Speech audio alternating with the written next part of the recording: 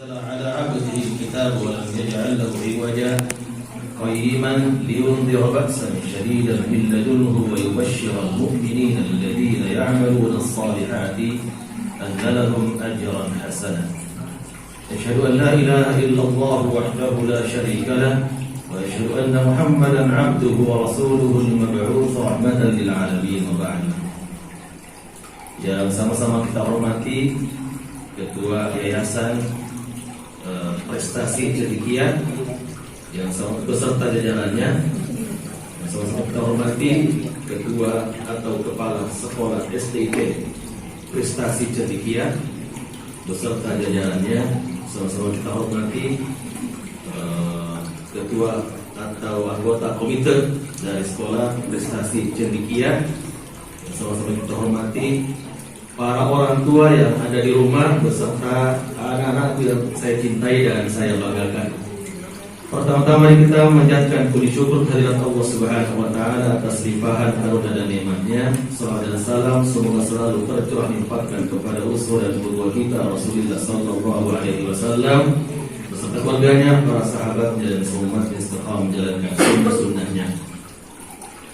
Dalam suasana seperti ini saya ucapkan masih suasana Syawal ya. Allahu minna wa minkum. Semoga amal ibadah kita di bulan Ramadan semuanya diterima di sisi Allah Subhanahu wa taala dan semoga Allah selalu membimbing kita ke jalan yang benar. Itulah salah satu hebatnya halal bihalal tanpa mengenal batas waktu. Sampai nanti jalan Ramadan masih halal bihalal juga. Ya, masih halal bihalal juga. Ya. Yang kedua saya sampaikan adalah bahwa semoga anak-anak semua bisa melanjutkan hafalannya ketika hari ini di wisuda. Barakallahu fikum. Semoga Allah memberkahi kalian. Para orang tua juga sama.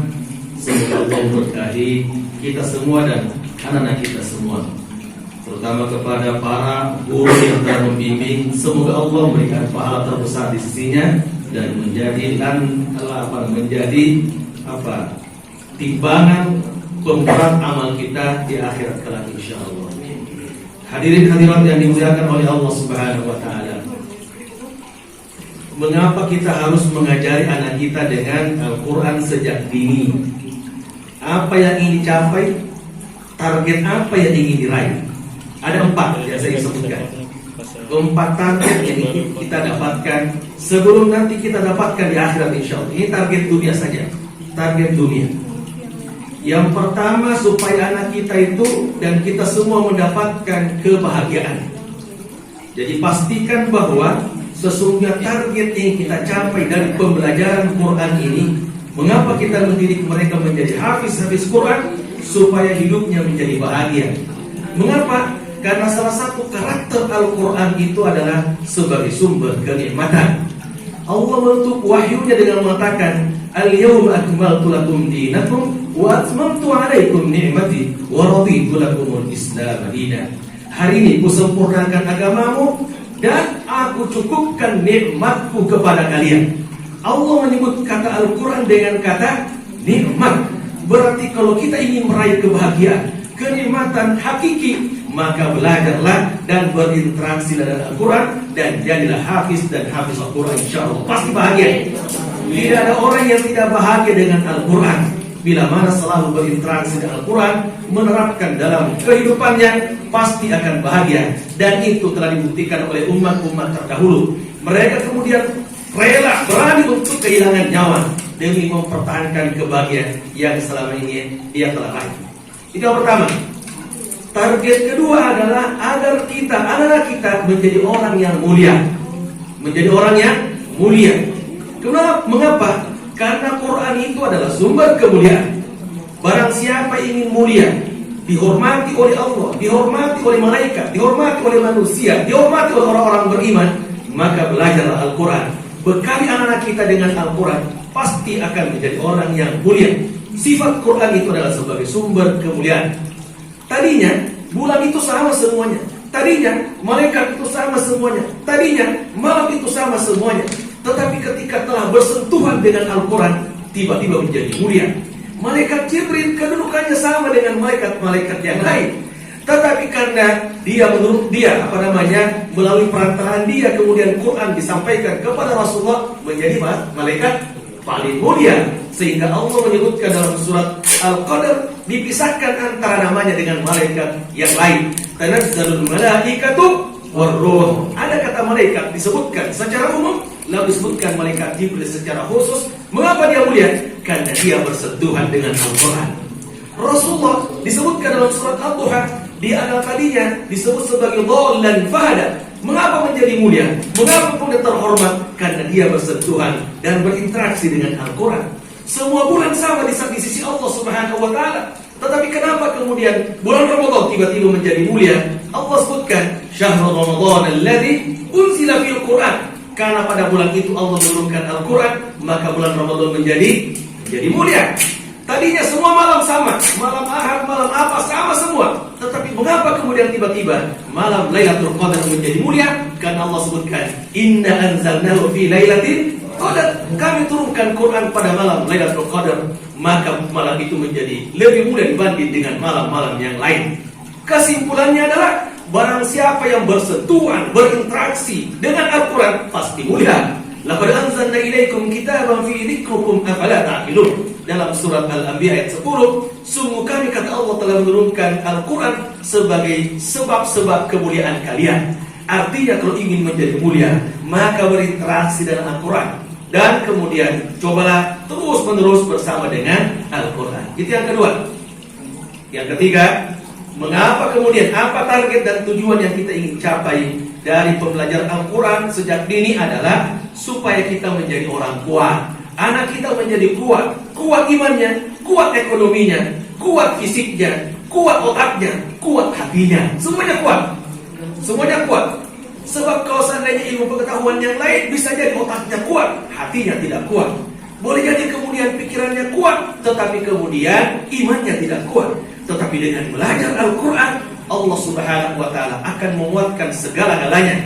Itulah sebabnya orang kafir berusaha agar kita menjauhi Al-Quran supaya kita tidak memiliki kekuatan. Allah berfirman dalam surat Fussilat, wa qala alladziina kafaru la tasma'u li hadzal Qur'an walghaw fihi la'allakum taghlibun. Orang kafir berkata, wahai orang-orang beriman, jangan dengarkan Quran ini. Quran ini menyita waktu, Quran ini tidak berkembang otak anak, dan seterusnya. Walghaw fihi la'allakum taghlibun. Bahkan adakan kekacauan, adakan hiruk pikuk agar kemudian orang tidak sempat baca Quran. Kemudian bermunculan mall, supaya hari Sabtu kita ke mall, hari Ahad kita rekreasi, tidak ada waktu untuk baca Quran. Setiap sore, setiap malam ada acara televisi. Tujuannya supaya kita ini jauh dari Quran, anak kita jauh dari Al-Quran, dan mereka pasti akan menjadi kuat, kita menjadi lemah. La'allakum taghlibun. Kalau orang kafir sudah kemudian berusaha dan berhasil menjauhkan kita dari Al-Quran, kata orang kafir pasti kita menang. Artinya apa? Ketika kita umat Islam dekat dengan Al-Quran, pasti kita menang, dan orang kafir pasti akan kalah. Untuk itu maka Quran ini adalah sumber kekuatan iman, kekuatan pemikiran, kekuatan hati, bahkan insya Allah kekuatan ekonomi. Yang terakhir, target yang kita ingin capai dari pembelajaran Quran, terutama sejak kecil, sejak dini, adalah agar kita ini memahami jalan hidup. Sebab Quran itu fungsi dan perannya adalah sebagai konstitusi. Jadi kita dengan mempelajari Quran ini, kita mengenal konstitusi kita, dan kita kemudian mengenal jalan hidup kita. Allah berfirman dalam surat Al-Isra, inna hadzal Qur'ana yahdi lillati hiya aqwam wa yubashshirul mu'minina alladziina ya'maluna as-salihati anna lahum ajran kabira. Sesungguhnya Quran ini adalah petunjuk yang paling lurus, aqwam, dan memberi kabar gembira kepada orang yang mengamalkannya bahwa mereka berhak mendapatkan pahala yang besar dan balasan yang baik di dunia dan di akhirat kelak. Itulah 4 target yang kita ingin capai. 1, supaya anak kita menjadi orang yang bahagia, tenang. Yang kedua, supaya anak kita menjadi orang yang mulia. Yang ketiga, supaya kita menjadi orang yang kuat imannya, kuat pikirannya, kuat hatinya, bahkan insya Allah kuat ekonominya. Dan terakhir, agar kemudian anak kita menjadi orang yang memahami jalan hidupnya, karena Quran itu adalah konstitusi umat Islam yang kemudian membimbing kita ke jalan yang benar, mengenal dunia dan mengenal akhirat. Lalu apa yang kita harus lakukan supaya 4 tadi tercapai? Allah berfirman dalam surat An-Nasr yang sering kita baca, "Idza jaa nasrullahi wal fath." Apabila telah datang apa tadi? Pertolongan Allah dan kemenangannya. Perhatikan urutan ayatnya. Pertama disebut Nasrullah, pertolongan Allah. Pertolongan Allah itu berlaku di sana apa? Sebab akibat. Artinya apa? Harus ada ikhtiar, lalu kemudian kita berdoa kepada Allah. Setelah itu baru akan datang kemenangan. Makanya nggak mungkin akan datang kemenangan sebelum datang pertolongan Allah. Dan tidak mungkin akan kita raih pertolongan Allah Subhanahu wa Ta'ala kalau kita kemudian tidak bekerja, tidak berikhtiar. Karena itu adalah hukum Allah untuk menjadi orang yang menang. Ya, walaupun Allah janji kepada kita kemenangan, tetapi harus didahului jalannya. Harus berperang dalam perang Badar, harus berperang dalam perang Uhud dan perang-perang lainnya supaya mendapatkan kemenangan dari Allah Subhanahu wa Ta'ala. Makanya sekarang yang kita harus lakukan adalah ikhtiar. Ada ikhtiar sekolah, menyiapkan apa? Kurikulum pembelajaran Quran, alhamdulillah. Ada usaha dari orang tua untuk kemudian membayar lebih. Oleh karena ini adalah swasta. Gaji guru dibayar dari mana? Dari bayaran siswa-siswi. Dinaikin kemudian bayarannya, jangan mengeluh, karena kita kemudian ingin menanamkan dalam diri anak kita apa? Anak kita Quran, supaya Quran itu menjadi server. Kalau kita sudah tanam server kemana saja, insya Allah akan menyala. Kalaupun nanti hack, itu akan balik lagi. Begitulah Quran sesungguhnya. Kalaupun dia kemudian kelihatannya bandel-bandel, setelah selesai dari STT prestasi cendekia kok kelihatannya akan bandel-bandel. Iya, tetapi nanti ketika dewasa kembali lagi kemudian ikatan Quran itu gak akan hilang kemana-mana karena sudah dipasang server. Dan server itu memang mahal ya, jangan dikira murah. Tetapi kalau seandainya server kayak setuju ini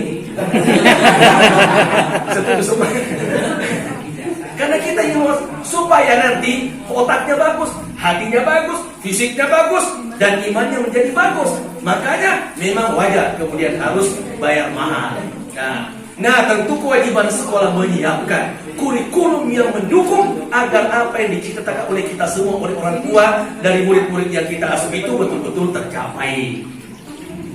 Saya ingin menyampaikan begini, saya sering sampaikan ini, tapi saya ingin mengulangi bahwa saya ingin menyampaikan server tadi. Anak-anak kita boleh jadi saat ini itu biasa saja, menghafal Quran biasa saja. Tetapi hari ini begitu, nanti kemudian akan terasa. Satu ketika kemudian, seperti kita paham ya, Nabi Yusuf itu adalah orang yang digoda oleh Siti Zulaikha. Tidak ada kemudian halangan, hambatan untuk melakukan zina. Mengapa? Nabi Yusuf tertarik dan Siti Zulaikha pun sangat tertarik. Allah sebutkan dalam surat Yusuf, walau qad hammat bihi wa hamma biha laula ar-ra'a burhana rabbi kadzalika linasrifa anhu as-su'a wal fahsya innahu min ibadina al-mukhlasin. Allah sebutkan, sungguh Nabi istri dan istri raja itu sangat tertarik kepada Nabi Yusuf. Sebaliknya, wa hamma biha, kata-kata ham, Nabi Yusuf pun sangat tertarik kepada siapa? Kepada Siti Zulaikha. Kenapa tidak terjadi perzinahan? Laula ar-ra'a burhana rabbi, sekiranya tidak melihat tanda-tanda dan bukti dari Tuhannya. Tanda-tanda dan bukti dari Tuhannya. Para ulama menjelaskan apa tanda-tanda dan bukti. Satu, ada dua penjelasannya. Satu, tiba-tiba ayah Nabi Yusuf, yaitu Nabi Yakub, datang di hadapan Nabi Yusuf mengatakan, wahai Yusuf, tinggalkan zina. Anda tidak boleh melakukan zina. Bayangan orang tuanya muncul di hadapannya ketika akan melakukan zina itu. Nah, coba, itu penjelasan pertama. Penjelasan kedua, Nabi Yusuf kemudian melihat ke atap. Tiba-tiba melihat ayat, wala taqrabuz zina, innahu kana fahishatan wa sa'a sabila. Wahai Yusuf, jauhi zina, sesungguhnya itu adalah perbuatan keji dan mungkar, dibenci oleh Allah Subhanahu wa Ta'ala. Maka tidak terjadi apa? Perzinahan.